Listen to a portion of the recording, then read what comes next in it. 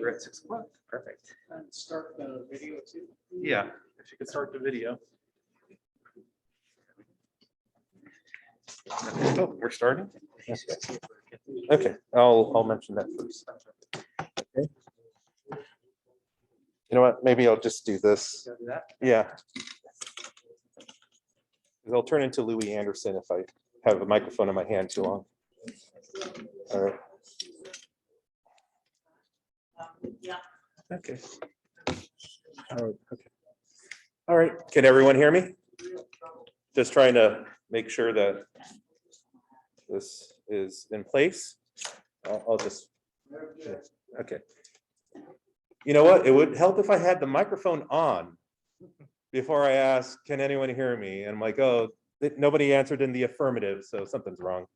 Okay, so there's a button on this microphone. So welcome everybody here to our third redistricting community meeting. Everybody here in person and on Zoom, welcome. And then there's some, it looks like some people are coming up. We're over here if you're for redistricting. If you're for ROP, it's over there. Okay. I don't know if they still have ROP. So welcome. We're just some quick housekeeping things. The number one question I always get is, where is the bathrooms? The bathrooms are through this door and to your left. There'll be 1 or 2 bathrooms open. Men's and women's are open. One stall. One stall? Yeah, one stall. Okay. Men's and women's bathrooms are open. The only thing is make sure you put the trash can back in the door or else you'll lock other people out. And we don't want that to happen. Yeah, so that's the most important thing. And then we have maps and community of interest forms in the back. Those will make a lot more sense if this is your first time here as we listen to the presentation. We will have one more community meeting this Saturday, I believe at 11 o'clock at Melba Bishop in District 2. That's on North River Road. And that'll be our last community meetings. And then we will meet at the City Council again for a public hearing. And they will vote on the final maps in March. So real quickly, if anybody requires translation services, we do have translation services available in the back. Just go over there and they'll provide you a headset. And also, if you're on Zoom, we do have translation services happening on Zoom right now. So I will give the floor over to our demographer, Jane Hood. Some of you may know who she is, and some of you have probably dropped in during office hours. And we're working with Q2 on our redistricting plan. So I will hand it over to Jane right now. Jane, take it away. Thank you so much, Seb. Good evening, everyone. Thanks for joining us in person or virtually, however you're here. We're glad to see you and be with you. My name is Jane Hood, and I am the consultant from Q2 Data and Research, working with the City of Oceanside on the redistricting process. Excuse me. And I have a few slides for us tonight. If you've been at a workshop before, this will be familiar. If not, please let me know if you have any questions, and we're just going to try and go through these. No one likes to listen to me talk for too long, so I'll try and just give you the important stuff about why it's important to be involved and how you can get involved in redistricting. Tonight is all about hearing from the community at this workshop, so please, if you have any comments, questions, feedback, input on anything at all regarding redistricting, please let us know tonight. Specifically, we are out here trying to hear about one of the criterion for redistricting, which is communities of interest. So we'll go into that a little bit more in this presentation, but we want to hear from you, and that's the bottom line and most important part. So I'm going to share my screen and go over some slides.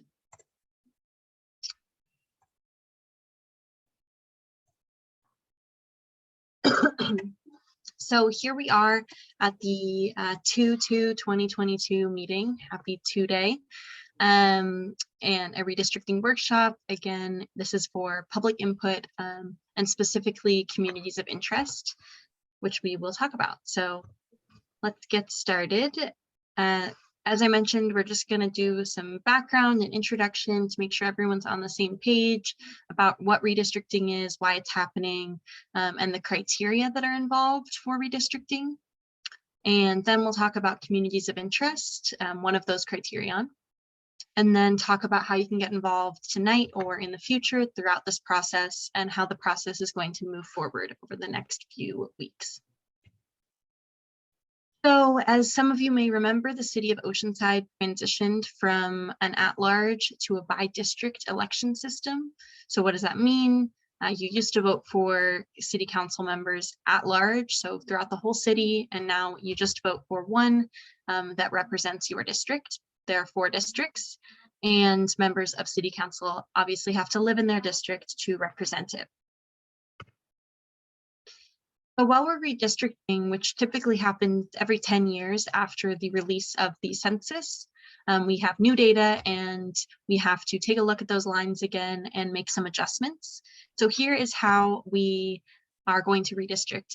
Here are the criteria that are involved in this process. And this is from the Fair Maps Act, which is a law in California.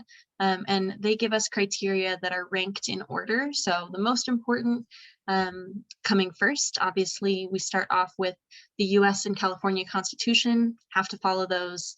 And here, what's important for redistricting is that this says districts have to be reasonably equal in population. So at the end of the day, we want to have districts where everyone is represented equally. We don't want districts that are much larger or much smaller than one or the other. So we're trying to balance those population based on the new census data. The second one is that we have to comply with the Federal Voting Rights Act. And this is pertinent to racial and language minorities as defined by this law. The third one is that districts have to be contiguous, meaning they have to all be in one piece. They can't have one large piece here and then another section over there. Everything has to be connected. The fourth one, which is what we're here to talk about primarily tonight and hopefully hear from you all on, is that districts have to respect local neighborhoods and communities of interest. So a community of interest, just to note here, it cannot include a relationship to a political party, an incumbent, or a candidate. So communities of interest are nonpartisan. Number 5 is that the boundaries of your districts need to be or should be easily identifiable and understandable to residents. So this means they should follow major roads, if possible, follow natural features like rivers, lakes, the ocean, shore, things like that, to make sure that the districts are understandable to people who live in them. And then the last one is compactness. So trying to get those districts to be, all together and not spreading out so far across the city that it doesn't make sense. And this is if it does not conflict with the other criterion above it. And then, as I mentioned again, in this process, we are not favoring or discriminating against political parties in any way. So this is a nonpartisan process. So that's a lot of information. I'm going to break it down a little bit on some of those, on the important ones tonight for you to know about. So the first one being equal population. And so this is basically how we figure out that equal population, which what is the ideal population for each of these districts. So we take the total population and then we divide it by your number of districts, which is 4. And your total population, according to the 2020 census, is 174,578. And so divided by 4, that gives around 43,645 people per district. So that's the ideal population. Obviously, some of the districts are going to be a little bit above, a little bit below that. Generally, you want to stay within plus or minus 5% of that ideal population. So let's see where we are now. This is your current district boundaries here. And you'll see that some of your districts are a little bit out of that ideal population balance. So District 1 in blue is at minus 8.82%. So a little bit below that ideal population in deviation. District 2 up there in the north is pretty close to ideally populated, and that's at 0.39% over the ideal population. District 3 in the south is a little bit large, so that's at 4.51% over the ideal population. And oh, sorry, did I say District 4? I meant District 3 at the bottom. And then District 4 is at 3.91% over the ideal population. So right now you have 2 districts that are within or close enough to the ideal population, and then 2 that are a little bit further away from it. So that is where you currently are for deviations per council district. And then the other criterion that we want to give a little bit more info on is this number 4, local neighborhoods and communities of interest. So neighborhoods are specific to each jurisdiction. So obviously a neighborhood in San Francisco is going to be different than a neighborhood in San Diego. It's going to be different than a neighborhood in Oceanside. So that's really local knowledge that people who live there and work there know about and can let us know sort of where those neighborhoods are, what's bringing them together. And that's where we get to the communities of interest part. So a community of interest is generally described as an area comprised of people who share interests. So that's a super broad definition. I'm sure you can think of a lot of things that might fit into that. And that's intentional. So it's broad so that people who are the local experts, that's you, can let us know what the communities of interest are for Oceanside. So it's up to you all who live and work there to, let us know what's your community, what's bringing it together, what are the interests and issues that you're experiencing, and what, who is part of your community. So just to give a few more concrete examples to get you thinking about what interests your community might share. So you might share economic interests, such as common employment. You all work in the same industry, in the same field, and that brings you together. Perhaps you're bonded over, trying to bring in economic opportunities in your area. Maybe you want to bring in some new businesses, business development. Perhaps there's a lack of opportunity in your area that you want to address together. That could be your community of interest, are the people who want to address that. Social interests also could bring your community together. So this could be schools. Everyone in your neighborhood attends the same school, and your guys are working together to make that school better and improve the area. You could share culture. So perhaps you have cultural resource centers in the area, perhaps a shared cultural background, heritage, language, all of that could be considered your community of interest. So perhaps you share transportation. Everyone, commutes together and lives by the highway, and that's an issue that they all experience with traffic or whatever may be the situation. Maybe you all want, all take the bus or you use public transit. Those could be your shared interests. And then last, kind of parks is also another common example. If you live around a park and everyone's working to maintain that park or uses the park, that could be your community of interest. So neighborhoods are usually thought of as communities of interest, but communities of interest are really up to you to define and let us know about. So we hope that you'll do that tonight if you are interested, or in the next coming days. And there are a lot of different ways you can let us know about your community of interest, or your COI. That's the abbreviation. So you can let us know tonight by answering these 2 questions. So the first one, what's bringing your community together? What is your bond? Sort of those same examples that I just listed. What are those issues that matter to your community? And then letting us know where your community is located in the city. So we want to get as specific as possible here, because this allows us to actually take your input and put it on a map. So perhaps, let's say your community of interest is, let's say, North Oceanside. you have to let us know, what streets define North Oceanside. What do you think of as North Oceanside? Because what you might think of your community might be different than how someone else might tell us where that community is. So it's important to let us know as specifically as possible. It starts on this street, it goes to this street, goes west to this street, etc. So you could do that just verbally tonight, or you could think about it, talk to your neighbors, talk to your friends, and submit this online later. So there is a community of interest tool where you can draw it online and then submit it to the city. And there are instructions for how to do that on the Redistricting website. You could create a paper map of the boundaries and just draw it out. Or you could just write down the boundaries just as I described and submit that.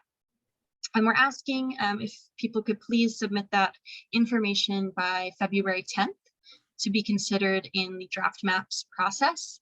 So there will be the council drawing the draft maps next week. And we want to get as much input in before that as possible. Obviously, you can submit it at any time and it will be considered, but if you could get it in by February 10th, that would be very helpful. We appreciate it. Obviously, if you're here, you probably understand why you should participate, but just a quick plug again, this is a super important process. It happens once every 10 years.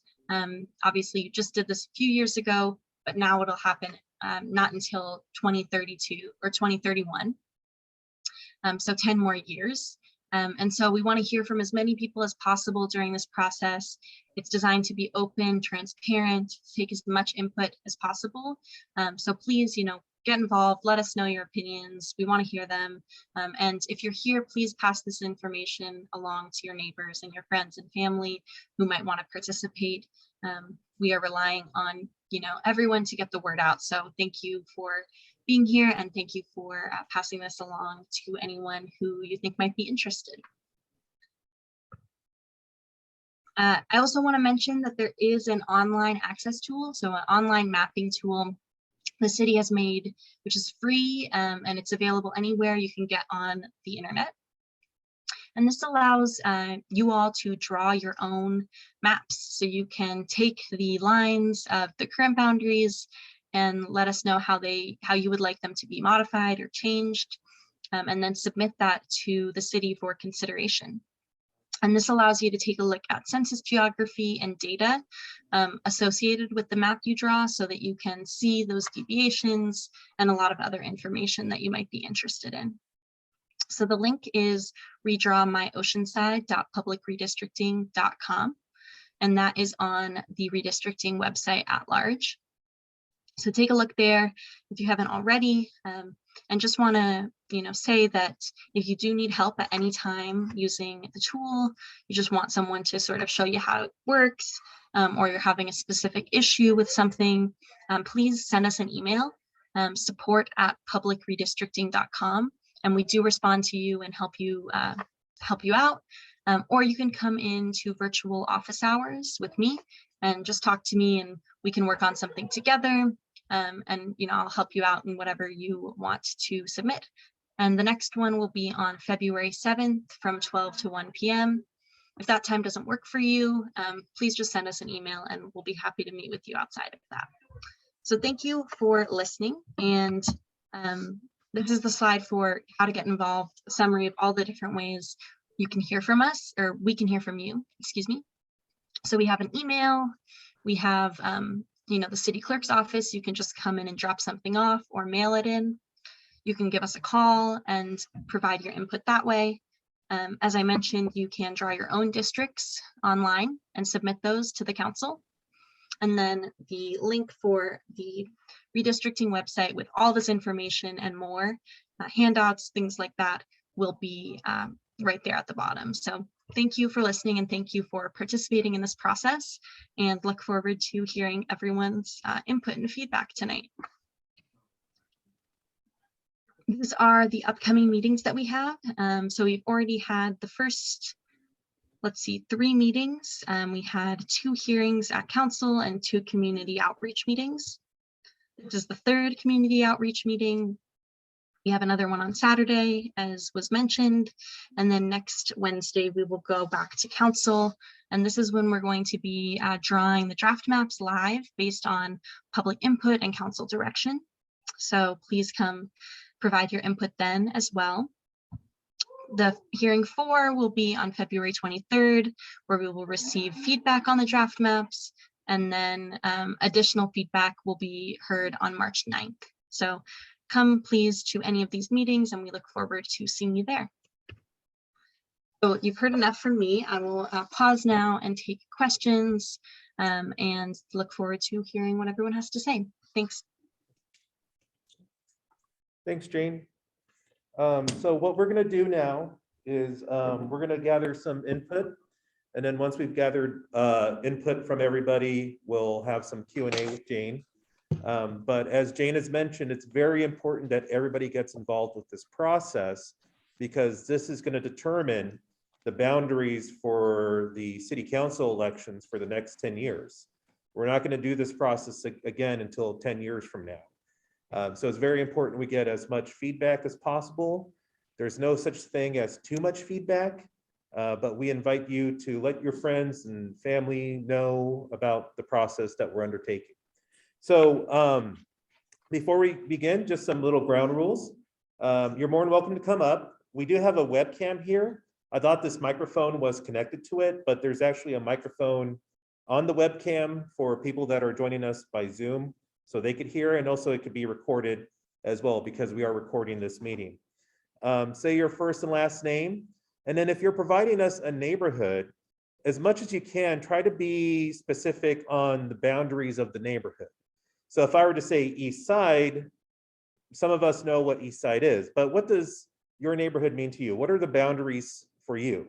And that also helps out our demographer as well when they're establishing the communities of interest on their end as well. So I'll open it up for feedback, come on in. And of course, we're gonna disagree. There's gonna be varying opinions on the maps. There's going to be different opinions of communities of interest. There's going to be different opinions on the whole process. I've already been yelled at by someone that says this is a waste of money. Why are you doing this? Let's move to at-large elections. That's fine. That's valid input. We'll accept it. But just try to be as respectful as possible, and let's try not to do any personal attacks on anybody. So I'll open it up, and if you are interested in providing feedback, come on up. And I'll hand the microphone over to whoever is interested. Yeah, come on up. And then the webcam is right here as well. And so Jane could see you, and then just say your first and last name. So they have to use the microphone too? Oh, that's if you want to communicate with Okay, somebody. all right. I'm Lisa Hamilton. I live in District 1.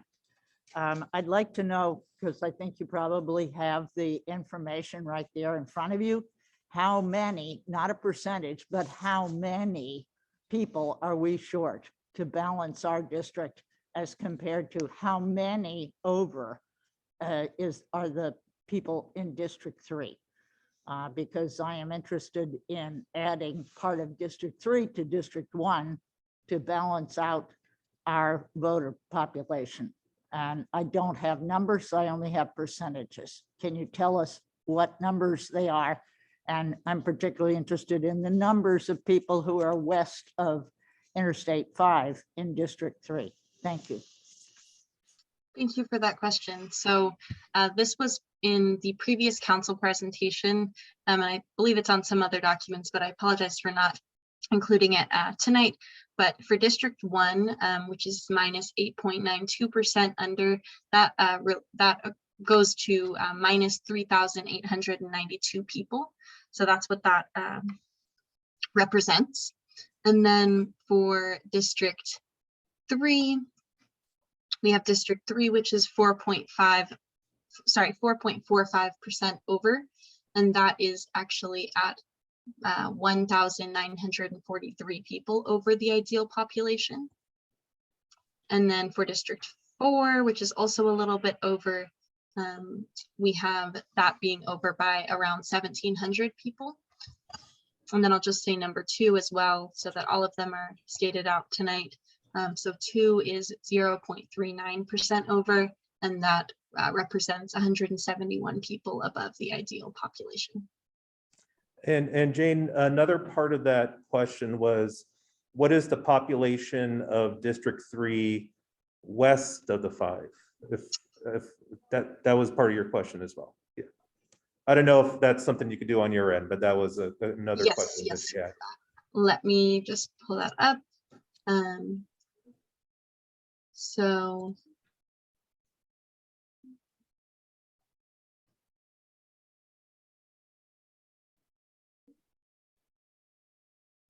So that is 6,304 people west of the 5 in District 3.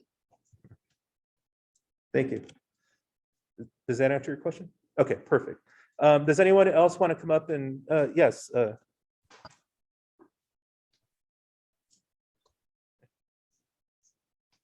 Yeah, you could, we have chairs in the front if anybody wants to start a line. There you go. Hi, I'm Kathleen Justice. I live in Seaside. Jane, first of all, thank you for helping me last Friday with the map. If anybody needs help, she's very helpful on Zoom or virtual office hours. So it was fun, and I was able to continue it after we were done. So thank you for your instruction. I have a question. When you present that, when you take all of this information in from these meetings and from emails that people are sending in and pictures and drawings and all that, and you present it to City Council, who those 5 people have the power to choose what they're going to do. Are you going to show them all the maps? Are you going to come up with a consensus, you and Karen? I mean, how do you present something to the City Council? What gives it weight? The amount of people who have expressed an interest in changing the boundaries? Great, yeah, thank you for that question, and thank you for coming into office hours. It's good to see you again. So as you may have seen at the previous council hearing, we presented all of the communities of interest, just kind of showing them where they are on a map, what we've heard, brings them together, and if there's any other information that we've received. So we do show all of those to the council, and then as you pointed out, it's the council who gives us direction on how to move forward with that input. So they let us know how they want to basically take that input and what they want to do with it. So that is the communities of interest piece. And then, essentially everything that is submitted is considered with public input, just like any other public input would be. So, people sending in multiple emails, people who are all saying the same thing, all of that will be passed along to the council, but ultimately the council kind of gets to decide how they want to move forward with all of that input. I had another question. Shall I wait?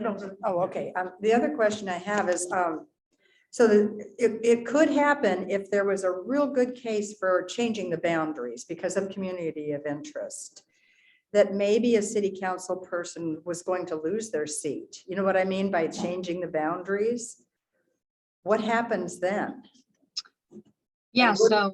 And I would hope that they would have the community interest in their hearts first and not their seat. But I understand human nature. This kind of concerns me.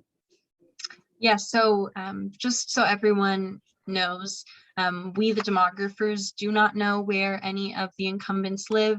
We do not want to know where any of the incumbents live. So that is not at all something that is factoring into how I'm drawing these maps or how I'm looking at this. So please don't tell me that information. I don't know it, and I don't want to know it. I don't know where they live either. But so I just wonder, it could happen that there could be like 2 council people in a new district, and I just wondered what they would do. Right, and so if under those circumstances, and typically I would allow, the city attorney to speak on this, but essentially they both have to run at the next election for the district that they live in. Everyone's going to have to run. So. Thanks, Kathleen. Sherry? Let's see how I'm going to do this.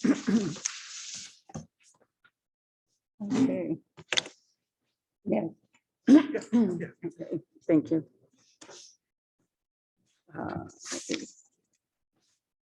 Thank you. for the opportunity to comment on this. I have commented. Thank you. Okay, thank you for allowing me to comment on this. I did send in a paper with regards to our communities of interest and how we align with, speaking of South Oceanside, aligns with Seaside, Fire Mountain, and the Loma Alta neighborhoods. And I'd sure like to see a map produced that would reflect that for District 3, a new District 3. I'm extremely concerned about the current boundaries of District 3 and would propose that a new district is drawn using the boundaries of South O, Fire Mountain, Seaside, and Loma Alta. Tonight, I'm going to focus on what we don't have in common. I've already talked about our communities of interest, but I'm going to talk about what we don't have in common. I think it's extremely important. Let's talk about our schools. All of the areas I just mentioned, we share schools. However, in our current setup with District 3, how it is, actually more than half of our schools, half of our district kids attend either Carlsbad School or Vista schools. All right. So that's one thing we don't have in common. College Boulevard is the cutoff where it's decided if you attend Vista schools or Carlsbad schools to the south. South O, Fire Mountain, Seaside, and Loma Alta have struggled with the unsheltered population in our neighborhoods. We have a large amount of theft, vandalism, and burglary in our neighborhoods. We used to be able to leave our bikes on the porch, our garage doors open, but unfortunately, that's not the case now. Most services provided for unsheltered are located along Oceanside Boulevard in the middle of our neighborhoods. Are there unsheltered folks in the neighborhoods of RDO, Miracosta, Tri-City, or Ocean Hills? No.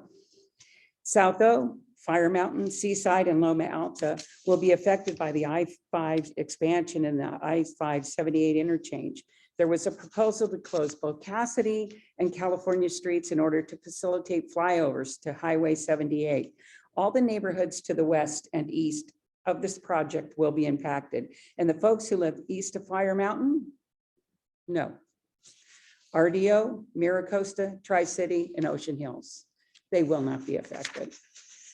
Streets, highways, water bodies.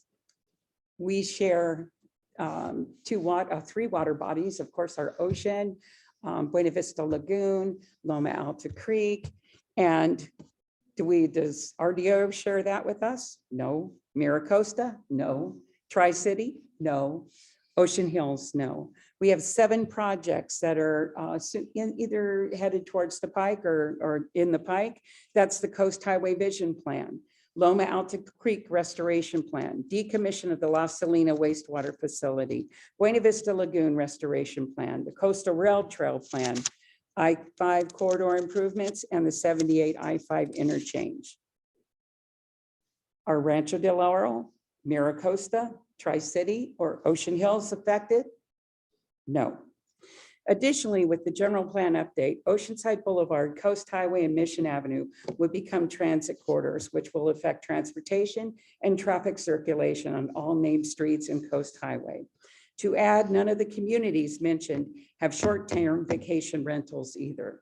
Finally, 99.9% of South Oceanside, Fire Mountain, Seaside, and Loma Alta neighborhoods are not protected by an HOA. Therefore, since the passage of SB 9 and SB 10, which is housing density and zoning changes, will not affect any of the HOA gated communities such as Ocean Hills, RDO, and Miracosta areas. We need and deserve to elect someone in our community of interest that understands or lives with what we are seeing and facing as the community of interest. Complete zoning changes without our input, dropping parking regulations and safety standards. Please, I'm asking you take everything stated here seriously and make our district whole by changing the boundaries to what is truly a community of interest, and that's South Oceanside, Seaside, Fire Mountain, and Loma Alta. I'd like to put the map into the record. I also have a letter from Senator Toni Atkins where she states in this letter that SB 9 and 10, which will affect all the areas I mentioned to you tonight of our community interest, but, and I state this, would not override a CID, community and development, or HOA restrictions. So what that means is all of the communities that I mentioned, such as RDO, Mira Costa, Ocean Hills, they will be kept whole. They are protected from the state laws that have been put into effect, and we're not. Thank you, Zeb. I don't have like the Oscar orchestra music to play. Conk you. But you. we will take that and put that into the record. Okay, I'll give them to you. And Jane, just to let you know, something new did come up since our last community meetings, as far as a policy issue or an issue affecting the neighborhood. And there was, I forgot when it was announced, but there was an announcement about a possible flyover bridge and possibly removing a couple of bridges in the District 3 area. And I think those bridges were the Cassidy Street and the California Street. I'm getting some nods. And creating like a flyover from the 5 to the 78. And so that was something new that came up. So I was just gonna let you know, if you hear anything about that, that was something that just recently, freshly just came up. Okay, Jimmy, I'll toss it over to you. Thanks. Thank you, sir. Yes, this is Jimmy Knott, 127 Sherry Lane, District 3. As I've addressed before, that there are superseding issues that really must be taken into consideration. And that's like, as an example, watersheds. And I live next to one that's Loma Alta Creek, and that goes through our area, and other districts impact my creek. And that's typically like District 2 will do it. And the Erie District has a watershed. This needs to be a point that needs to be addressed, is because if you take and you have imperviousness of the soil, it takes the water and casts it into another district. This can cause issues between districts and people. As I was sitting down talking with my brother, another issue came up. He disagrees. He wants to go back to the old way, but he brought up a couple of good points. Into the census, we had non-conforming lifestyle standards.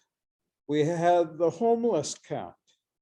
We also have people that live in RV parks or living into different non-conforming standard lifestyles, as he called it, like in the RV parks or trailers, not mobile homes, but trailers.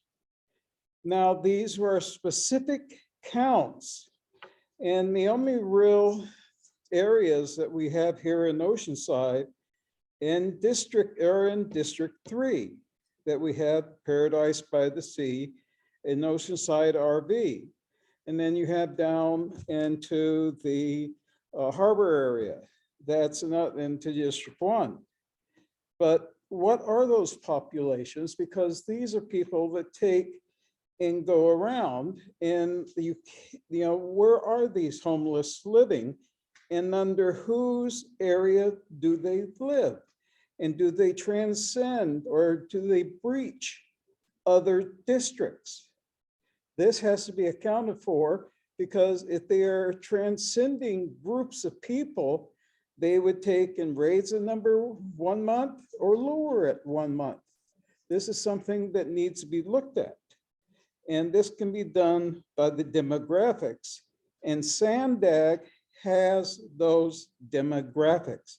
And this is where I'm disappointed with the demographic comparisons that needed to be done in the public education forum before this redistricting should have been brought forward. There's also an issue of a balance. The balance is also between the districts of housing, recreation, public services, roads, and issues of what is offered in one district versus another district, because that has the human impacts and human needs. And we need to assess that because that impacts one district and another district, and people are then transversing one district into another in order to get their needs met. So those are a few issues that are not being considered and not being brought forward that really could take and shape the districts as they should be. There you go.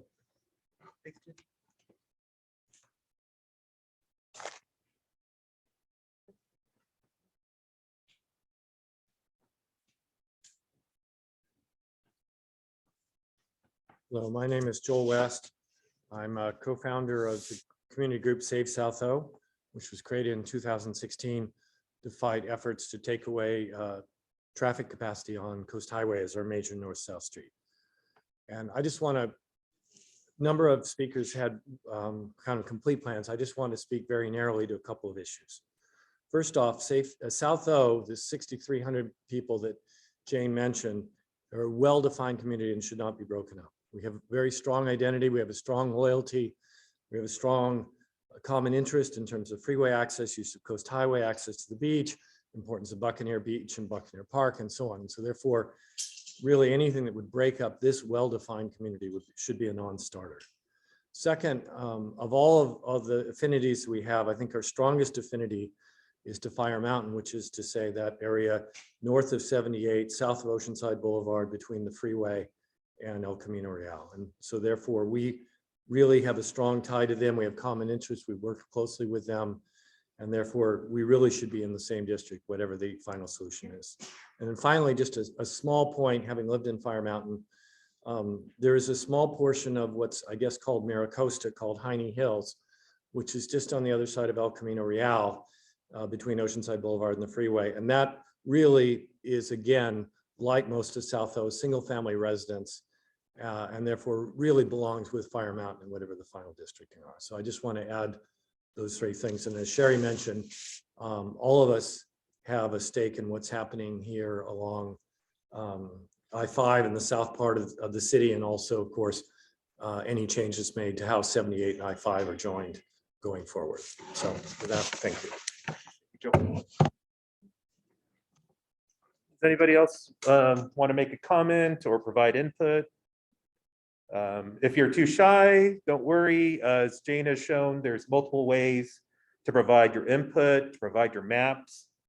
Even if you're not a good drawer or don't have time to make it for office hours, even if you just write it out, describe what your ideal maps, your ideal districts are, we'll accept that. We'll accept anything. Crayons, people just calling me up saying, I think the district should be this and that. That's perfectly fine. We want to get as much of a robust feedback. We want to be very exhaustive in this process so that our demographer will have something to work off of and present to the council.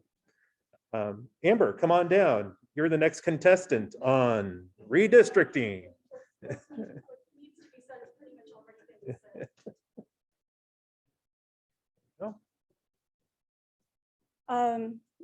Amber Newman, Fire Mountain resident, and what needs to be said has pretty much already been said. Obviously, Ms. Mackin has done her homework as a longtime resident, and she pretty much nailed the differences and the issues with the current District 3, as have other South O residents and stuff. I'll keep it brief. We know the issues with the current District 3, and I participated in the original districting 5 years ago, and I think the big problem is that District 3 was really an afterthought. It wasn't given any significant consideration from its original construction. It was pretty much just the remnants of what was left after the other districts were created. It's just the leftovers. So what I would like to see is just a district that finally makes sense, So let's go ahead and really look at these communities of interest. And yes, South O, Fire Mountain, Loma Alta, Seaside, all do make sense to be kept together. Whereas Rancho Del Oro, Ocean Hills make more sense to be kept with other areas of the city. So just really look at this and make sure that the communities of interest are actually communities of interest, that they have the same quality of life issues and needs, so that we can elect representation that actually understands what our daily needs are for our quality of life and for what our communities need. So that's all I want to see, is some actual consideration this time. So there we go. Thank you so much. All right. Any other feedback anyone wants to provide? And again, my office is always open to help out with anybody, whether you want to provide input, feedback, if you want to schedule an appointment to come on down to draw a map. Jane will also be available for virtual office hours. And then we also have a pretty large website devoted to this. I don't want to say the website address because it's a little bit too long, but if you just Google Oceanside Redistricting, it's the top result that pops up, and that has all the information to share your map, to share communities of interest, and to provide any input or feedback you would wish. So I'll open it up to some Q&A. So yeah. Oh, you know what? Stupid Zeb. I forgot about the people on Zoom. So we'll move to the people on Zoom. I forgot. I'm like, oh, I forgot how Jane's been able to be here today. So for the people on Zoom, I do apologize. We'll move on to you. If you wish to speak, simply raise your hand. Use the raise hand function. At the bottom of your screen, you're going to see a happy face that says reactions. If you click on that, you're going to see an option that says raise hand. And you'll go ahead and click on that, and that we'll go ahead and call on you. So do we have anybody with their hands raised? We don't have anybody with their hands raised. Oh, we do? Doreen.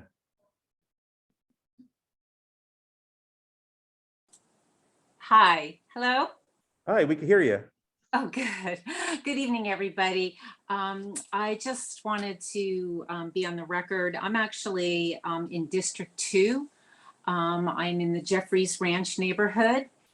And I just wanted to identify a community of interest in terms of Jeffries Ranch going north to the Berries up to South Morrow Hills. And actually the Park Lane development, which is on the other side of Wahome Lake Park, or the county park. This area is more of a semi-rural community. We have worked on a number of projects together in terms of our commonalities and ensuring that development is smart and traffic issues. This area is also bounded by unincorporated lands. So we do have mutual concerns about what the county does and how that has effects on us. Jeffries Ranch also has an equestrian overlay. We still have horses. We do have trails that do connect over to the Berries. And so I wanted to put that out there that this is a community of interest, and that, I mean, it doesn't seem like District 2 is too far off balance. I don't know what, the thoughts are there. We're only like 0.39% deviation. Don't know if there were any plans in trying to nick off a little piece here and there, but certainly the Jeffries Ranch neighborhood does have common interests with the areas going north to South Morrow Hills. So I'd like to be on the record for that. And I know you're having a meeting on District 2 on Saturday, so I hope that's okay that I chimed in tonight. That's perfectly fine. Thank you. Okay, thank you. Yeah, and it just does not have to be specific to District 3. You can talk about any district on the map. Who's our next? Carolyn Kramer. Carolyn Kramer, you're on the air. Hello, good evening, everybody. Can you hear me? Yes, we can. All right, thank you, Zeb.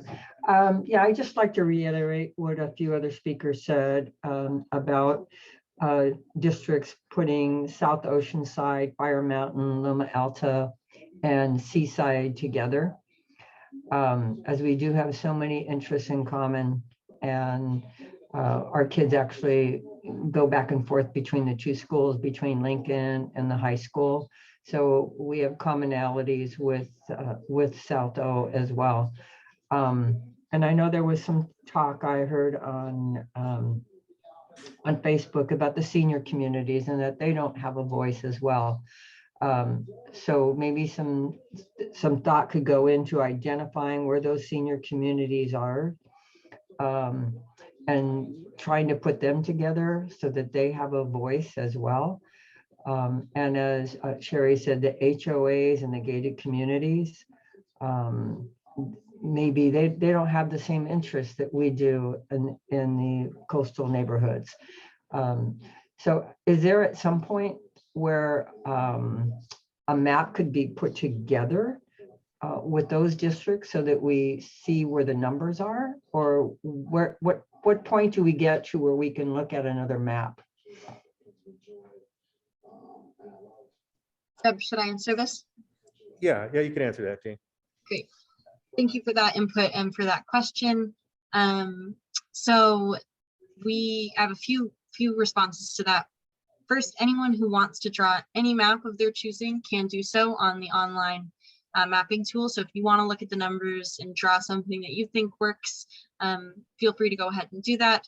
If you want me to help you do that, please come to office hours or just shoot me an email and I can do it with you. If you're not a big fan of the, doing it online or doing it yourself. And then on the council meeting on Wednesday is when we're going to start seeing some mapping. So that is when the council is going to take a look at a few different visualizations they provided us direction at the last meeting to create. And then they will basically draw up a few draft maps based on that. So at that point, we will have some maps, new maps to look at.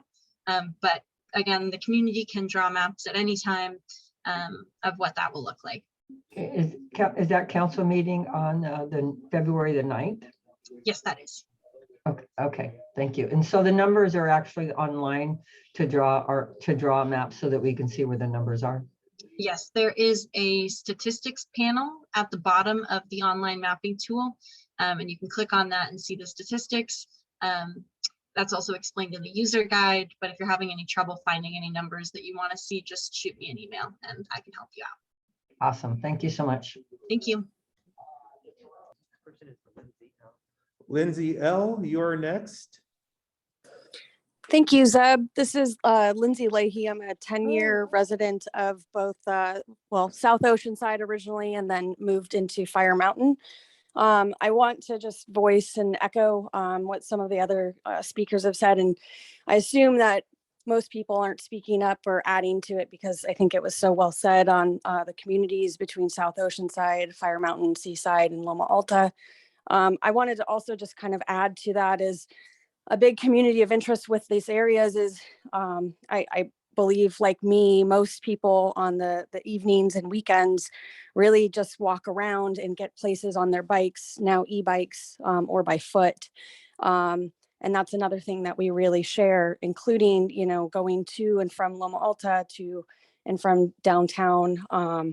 We all travel by foot and bike throughout these communities. So, and that's something that I think most of us don't travel outside of our little bubble here. And I assume most of the other people in District 3 currently don't travel into our bubble. So I wanted to add that and support the redistricting, including Seaside, South O, Fire Mountain, Loma Alta. And I have submitted a map. I actually submitted 2 because the first one, I had an island somehow.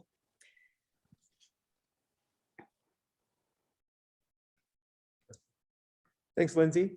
Do we have anybody else with their hand raised? Again, it's the happy face at the bottom of your screen on Zoom. If you click on that, it'll give you an option to raise hand, and you'll be able to raise your hand and provide feedback to our demographer. I don't see anybody raising their hands. So we'll go to some quick Q&A for our demographer. Does anyone have any questions about the process? We do have city staff from the clerk's office here, and also our demographers here. So if you have any questions, just feel free to raise your hand. Yes, sir, Joel. The issue of putting Seaside in District 3 has been raised a number of times. So we have the number of people who live west of the freeway in District 3. What about the number of people who live west of the freeway in District 1? Okay, the question was, what is the population of the people that live west of I-5 in District 1? Great, thank you for that question. Just give me one moment, please.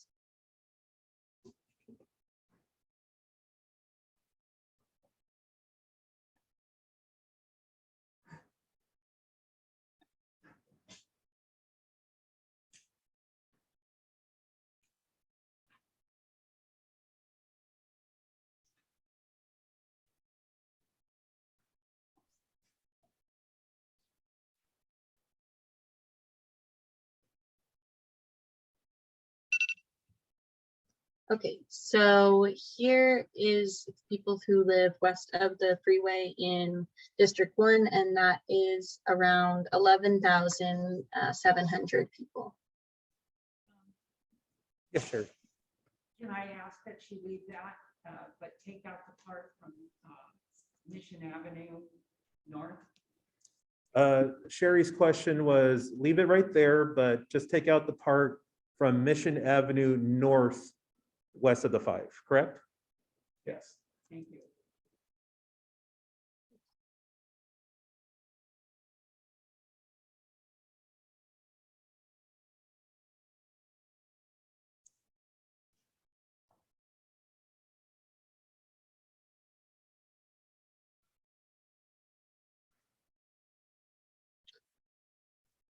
Actually go to Seagates.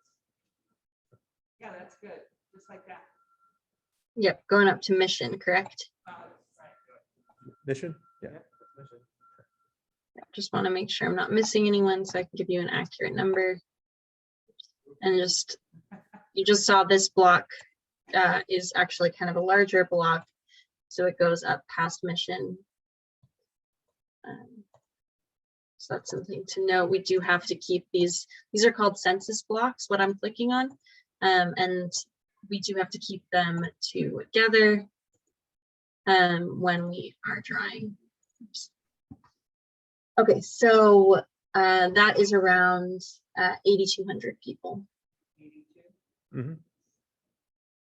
Just to be clear, so there's a little bit of script. Yeah, that's correct. Those are census blocks and they do have to be kept together. So we can't split that part that just kind of like has a little finger into that neighborhood, correct? That can't be split up, right? We have to keep that census block together. Yes, so These beach census blocks are very long and skinny. Correct, yes. Like that one right there, that's a census block, correct? yes, What's furtherly street? I can't see it. To the north. Oh, that was a Mission, but there was like a So the Yeah. census block ends at Wisconsin? That's Pine Street right there, I believe. Pine Street. Pine? Yeah. that is Pine, and then it goes down to the Loma Alta Creek. Can I ask? Yeah. For a account for Fire Mountain? Sherry was wondering, what is the count for Fire Mountain? What's the boundary for Fire Mountain? What's your defined boundary? Soto and El Camino. So east of the 5 to Oceanside Boulevard, to El Camino Real, to the 78. Thank you. Well, it's the southern border. Yeah. Well, yes.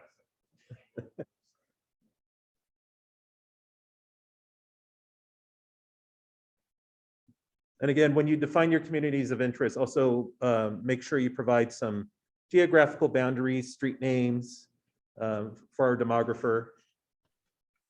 Be nice to Yeah.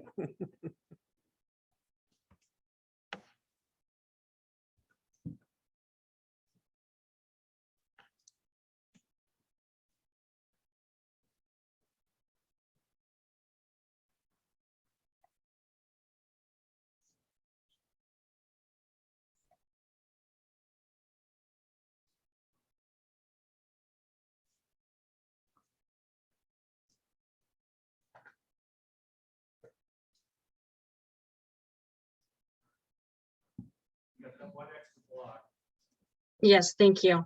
Thanks for your patience. Just correcting myself here.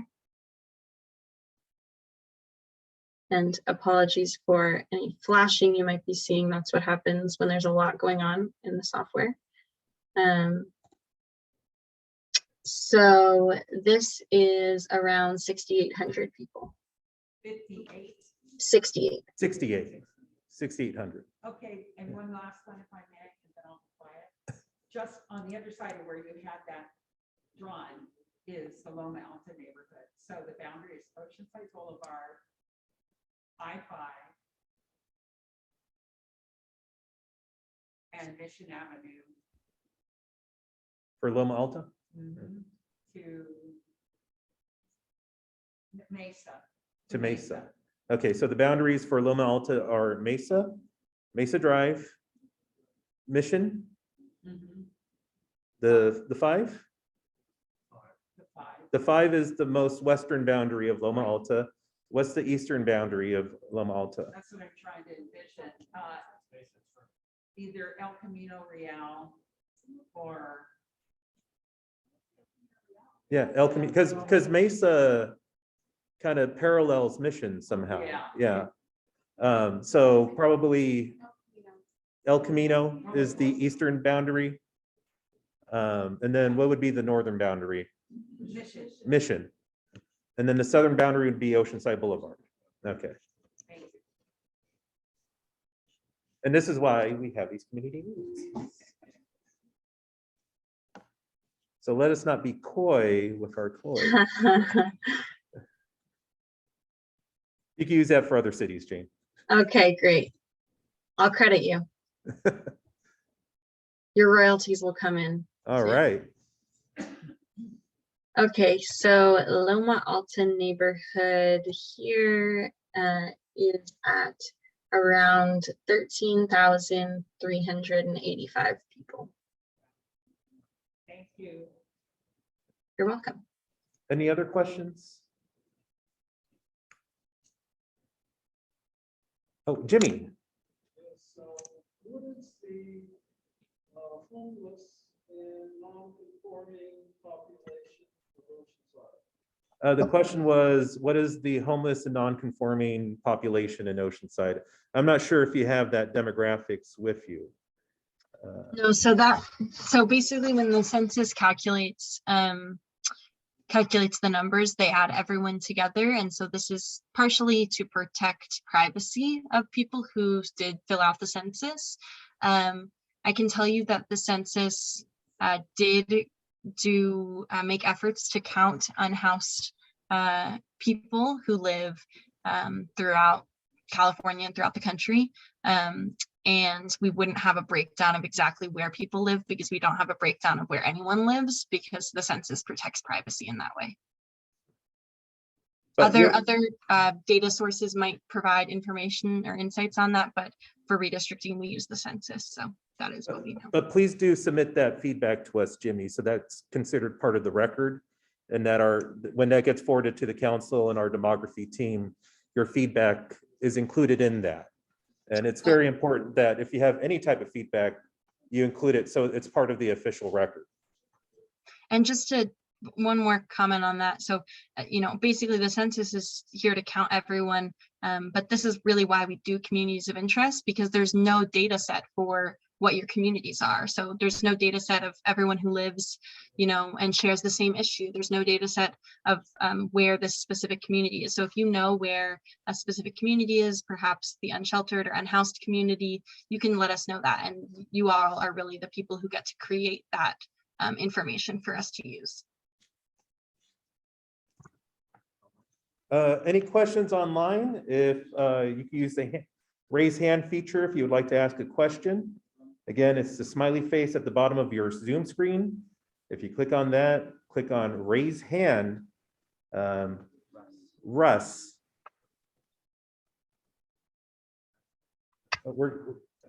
Russ, are you there? You're on, Russ. Yes, I'm here. Awesome. Hey, I'm kind of new to this. At the very beginning, you ran through what the ideal district size would be if it was divided by 4 exactly. Could you give me that number again? Yep. that is 43,645 people.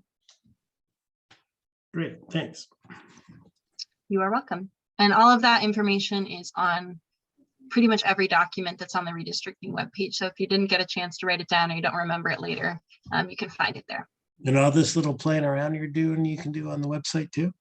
Yep. And actually, yeah, I can give it a brief demo of that if you'd like, but all of that is on the website. No, for I can figure it out. Great, thank you. All right, Okay, thank you, you're Russ. Drew Andrioff. Hey, Zeb, good evening. Good evening. So I don't really have any input as far as the communities. I just wanted to say using the map function online, it's been really helpful. Anybody who's making comments tonight, I really implore you to go on and take a look at that because there's so much you can do. You can look at all the statistics as far as the race. You could look at how the districts are built. You can rebuild districts. I mean, so many, there's so many resources there. I really implore everybody to take advantage of it. If you have a consideration as to how you want to see your district look in the future. That's all I have. Thanks, Eb. All right, thanks, Drew. Lindsay, you have your hand raised. Thanks, Seb. I was just wondering, I wasn't sure if part of this process was just receiving input or if there was a way to bring up maps that have been submitted to discuss. I know a lot of the community was asking if when the next time we could see a map that we're looking at, is that something that you guys are able to bring up like during this meeting, or would that just have to be presented at a future council meeting? If so, I could volunteer the map that I submitted. I just don't know if you have a method of bringing that up. Well, this was more about generating input for communities of interest and, trying to get the topics, the policy concerns from the citizens, and also to ask questions about the redistricting process. The council will be presented with some draft maps that could be commented on because we received a lot of maps, some of them with just minor adjustments, some of them just blew up the districts and created new districts. So I don't know if we could go through all the different maps tonight, but I think our demography team is going to take all that input and try to create a map, a couple of draft maps to present to the council. So I think the first time we're going to see some draft maps will be on the council meeting on the 9th. Is that correct, Jane? That's correct. And at that time, obviously, anyone who wants to make a public comment about a map that they've submitted is more than welcome to do so and describe the map, how they made the decisions, and talk about it for the council to hear. Okay, thank you. I just wasn't sure if that would maybe stem more conversation. Thank you. Thanks, Lindsay. Thanks, Lindsay. Doreen? Oh, I think. Yes, hi. Hi. Just in terms of the process. So from what I'm understanding, that you're getting this input now, and then maps will be provided to the council for them to look at. So when do we, as the public, are able to have an opportunity to study the maps and provide, obviously you're getting probably a lot of conflicting comments or whatever. So these are going to be draft maps. I'm assuming that will go out for public review at some point before the council actually takes action, and that there will be time for revisions through that process as well?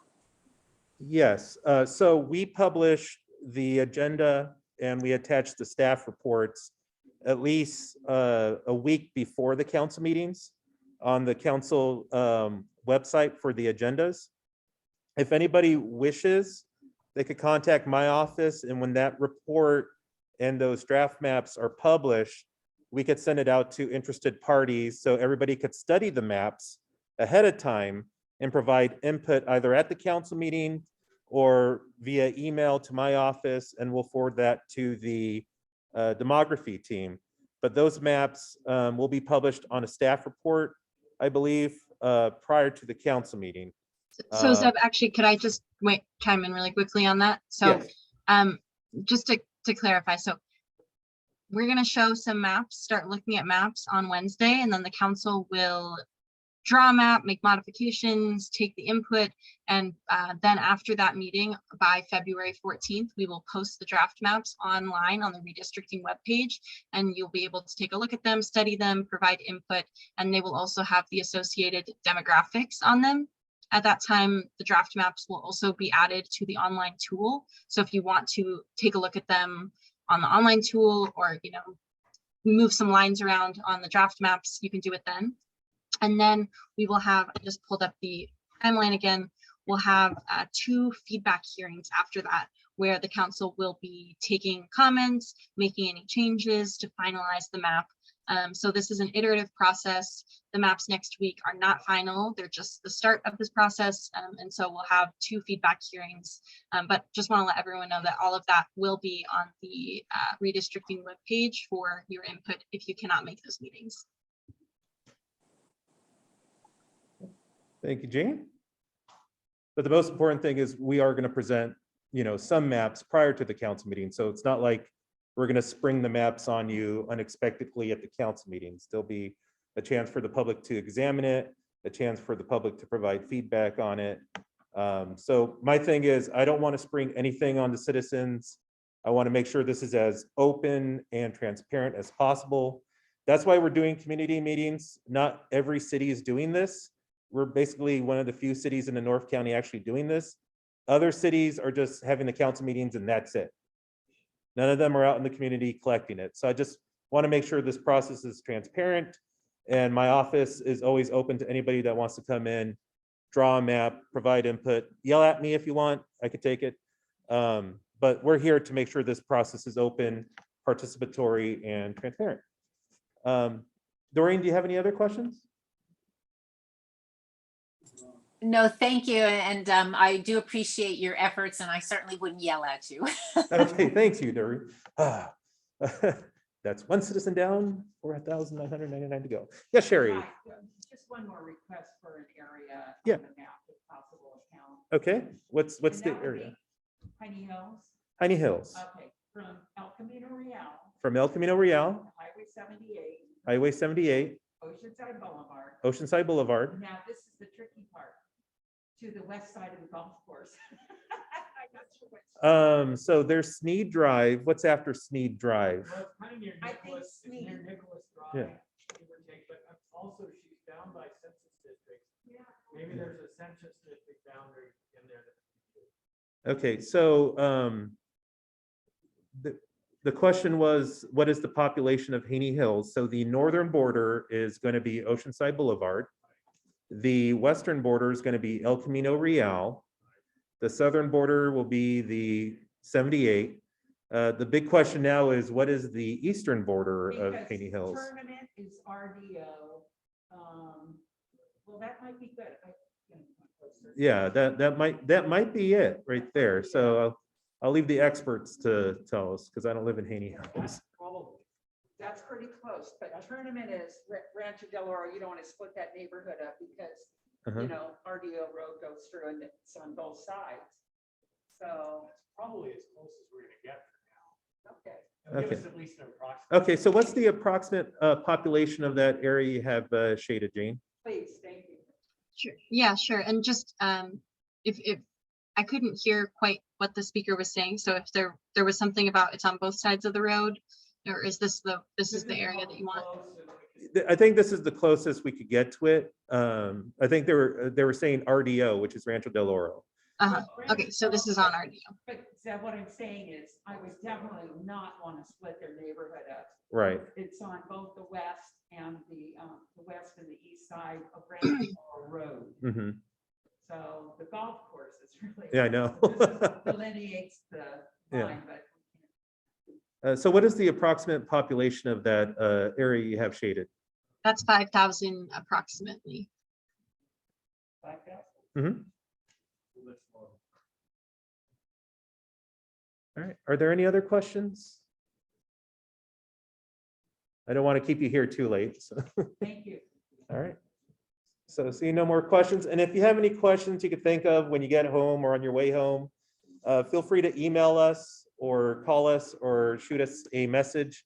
and we'll make sure that our demography team gets that. So thank you all for coming out, and Jane, thank you so much. We appreciate you as always. Thank you, everyone. Great to hear from you all and see you on Saturday. Thanks Thank for you. being here. Thank you. Yes, sir.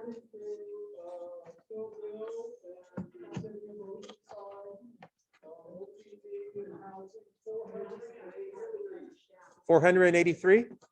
Okay. You Okay. mentioned something very briefly about the bridges. Mhm.